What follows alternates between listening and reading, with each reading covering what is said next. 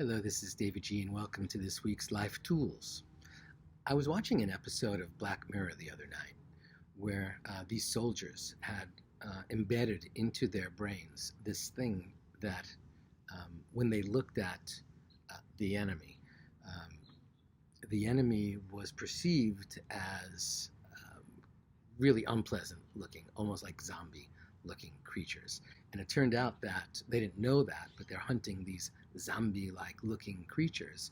And the reality was, they didn't look any different than us.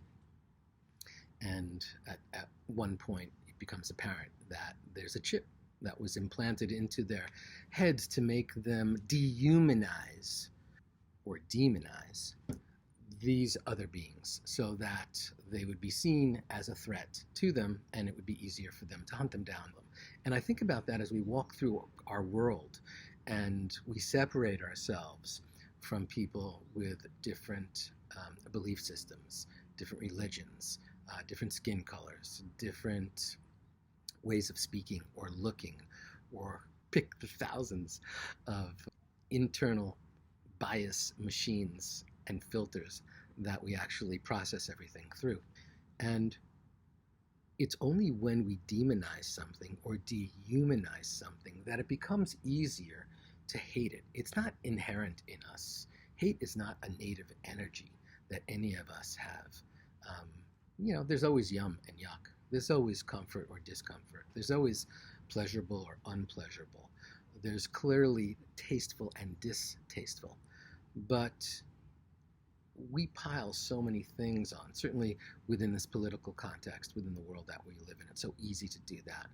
Certainly religion and race are easy ways for us to do that.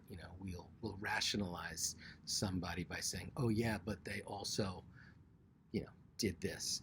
And we sort of like build a case that's an incoherent and incomplete case, but it allows us to then formulate an opinion of distrust, an opinion of fear, an opinion of resistance.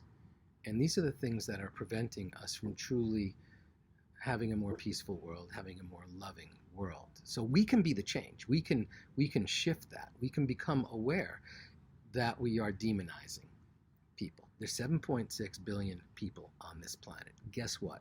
We all have the exact same energy, stardust flowing through us. There may be some people who disagree with you vehemently. They may even be related to you. You may even live with them.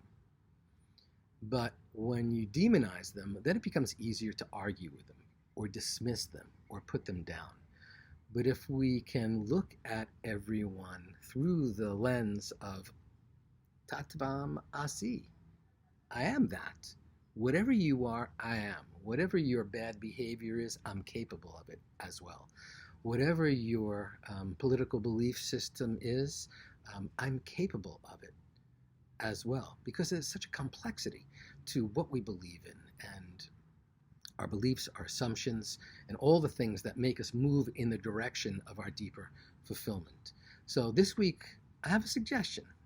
When we are looking at someone and we're feeling, or we're judging, or we're pointing, or we're making our case for why we don't want to like them, or trust them, or be in their presence, or listen to them, remind yourself, Tatvam Asi, Tatvam Asi. I am that. I'm simply a reflection of you. And if you're saying something that's upsetting me, it's probably my issue. It's your issue that you're saying it, but it's my issue that it's impacting me in a negative way.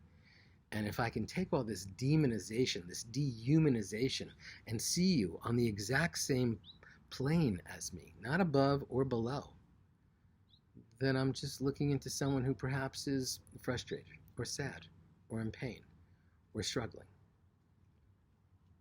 Pick any of those things that we are all doing. So let's try to get comfortable with the fact that whatever someone else seems to be experiencing, it's a human experience that we are also capable of experiencing. And rather than shutting them down or cutting them off or dismissing them, just allow it. Even if you're saying, oh, what you're saying is so stupid. Well, even in that context, you're you're sort of saying a little bit, I think you're stupid. And of course, who are you? Einstein? So rather than us being in that judgment mode, let's be in that tatvam asi. Remember when we point at someone, there's always three fingers pointing back at us.